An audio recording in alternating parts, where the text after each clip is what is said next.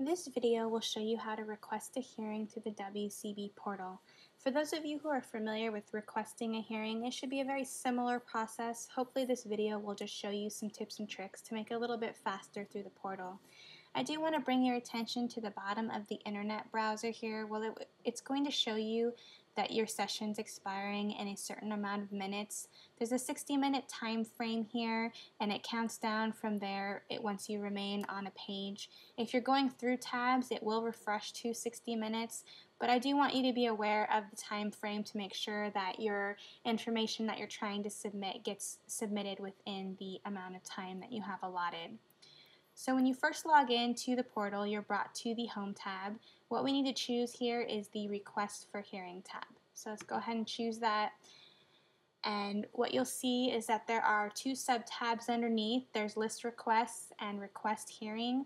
I'm in the test environment right now, so it's duplicating my tabs, but you should only see those two tabs there. Under List Requests, you're going to see every single request that you have submitted through the portal. Right here it's displaying 1 through 15 out of 54 total. If you hit the next button, you can actually scroll through all of your requests. You're able to choose any of them at any time to make any modifications you need to modify or add additional documentation, view requests, etc. We'll come back to the list requests and talk about that a little bit more in a minute, but for now, let's go ahead and start requesting a hearing. So you're going to hit this Request Hearing tab here. And what you're going to see is that it brings up an electronic form that looks very similar to our paper form for requesting a hearing. The first thing you need to do is choose who it's being requested by. I am logged in as an attorney for claimant right now, so it has auto-populated that for me. Now, had I been logged in as an insurer, it would have auto-chosen this for me.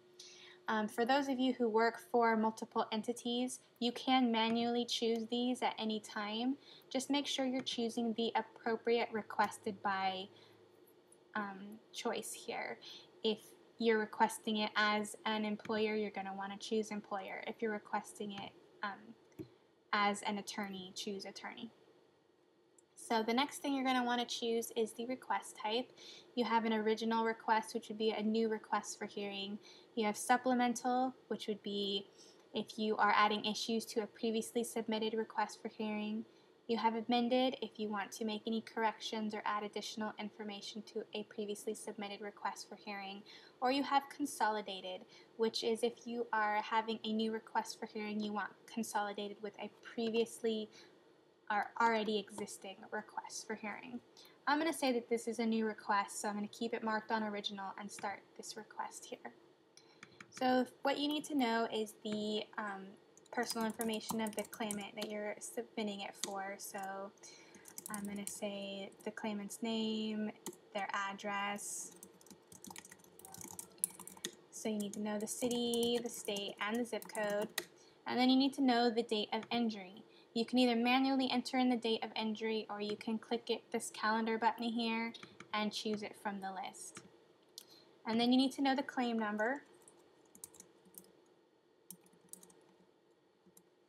And then the WCD number and their phone number, you can enter those, but they're not required. Only these red asterisk fields are required for the claimant.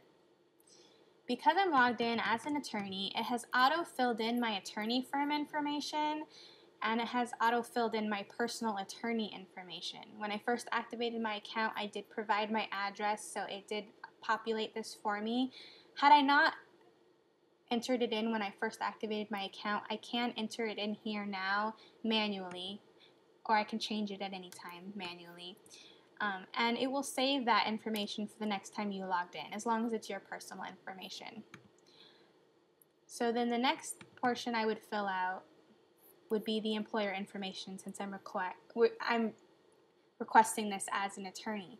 Had I been logged in as an employer or insurer, it would have auto-populated my information into the employer or insurer fields. But because I'm logged in as an attorney, I need to fill this out now. So I'm going to say that this person worked for Safeway. I can start typing into this field here, and what's going to happen is it's going to bring up our Rolodex of all of the companies we have that start with that name. So that's good for you. If it's in here, you can click on it and you can either tab out of it or click the next box and it will auto-populate that information for you. Now, should your employer that you're trying to enter in here for not be in our system, you can manually enter in the information. You don't have to auto-populate it. This is just to let you know that there are some in there that are available. Maybe it will save you some time should it be in there. Same thing for the insurer and the third-party administrator. There is a Rolodex that you can look up, so you can start typing. It will bring you up a list. I'm going to say it's Liberty here, and I'm going to choose the right one, and I'm going to click this time to show you that works as well. It auto-populates that information for me. So now here is where I would select the reason why I'm requesting this hearing, but I'm going to show you what happens when there's an error message. So I'm going to just forget to do that and hit Submit Request. As you can see, it brought up an error message telling me that I couldn't submit my request because it says I'm not providing a reason for my hearing request. Now, had I forgotten something else like the claimant's address or their date of injury, it would have brought those errors up here as well. And what you can do here is you can click on the blue error link, and it's going to take you back down into the document where you need to fill that information. So I forgot the denial information, so I'm going to go ahead and put that in here. And it was a whole claim denial. If you choose the penalty or attorney fee or this other one, you are going to actually have to write in the ORS you're citing. It will be required. If I didn't, it would also error message me out and bring me back to the top. I'm also going to say I forgot to choose the interpreter, choose an interpreter for it. If you have any comments, maybe you're doing an expedited request, you can put your reason in here. Just make sure it's under 250 characters. I'm going to go ahead and submit this request now. And you're going to see it did submit it, and you should receive an email confirming that. I'm going to show you that email here right now. See, this is what the email is going to look like when you have requested a hearing.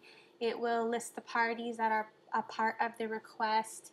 If you need to notify them, you can get their information here and mail or fax the information to them. This isn't a test email, so there's some additional language in here that won't be in yours, but it will look very similar to this. You can always press this link here. It will take you to the request for hearing sheet you can print out, which I'll show you.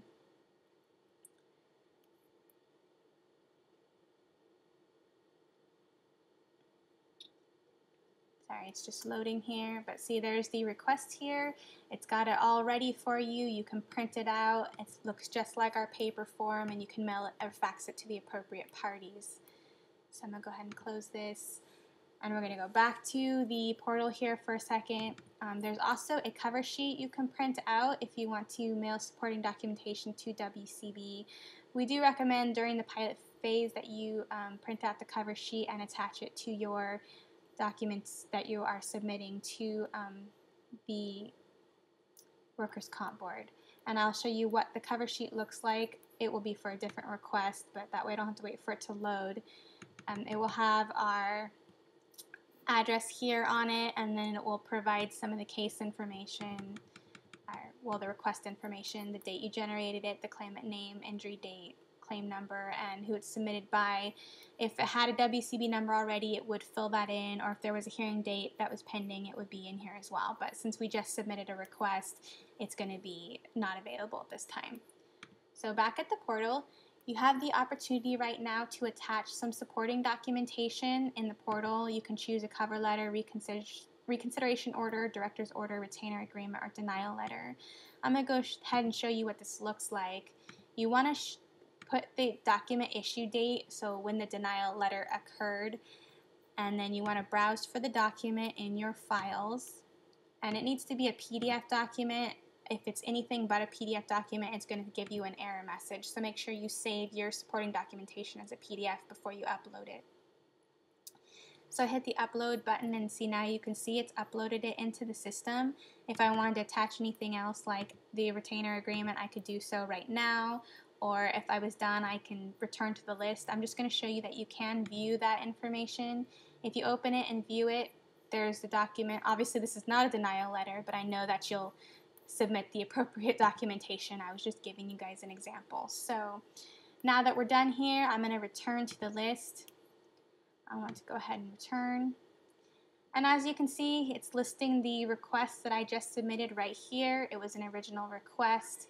I can hit additional documents here. It'll bring me back to that list where I can add more documents now if I want to, or I can return back to the list again and I can view the request here within the portal, and it'll bring up that same report we were just looking at where it looks like the paper form with it automatically submitted here. What you can do now is you can click on the claimant name here and it'll take you back into the modifiable request, and let's say you now needed to amend some information. I can click amended here, and maybe I got the address wrong. It wasn't really Apple Street, it was Adams Street. Or I have the employer wrong. It wasn't actually Safeway, maybe it was Winco. I can change the information here, get that correct address in there, and then I can resubmit this request right here. So we'll submit the request again. What you're going to see is that it's received the request. You'll get another email confirming that you've changed something. And if we go back to list requests, we can return to the list here or hit list requests. So there's the one we're dealing with right here. It now says amended, and if I hit view request, it's going to show me that information has been amended. You'll see that the employer has changed and the address has changed appropriately.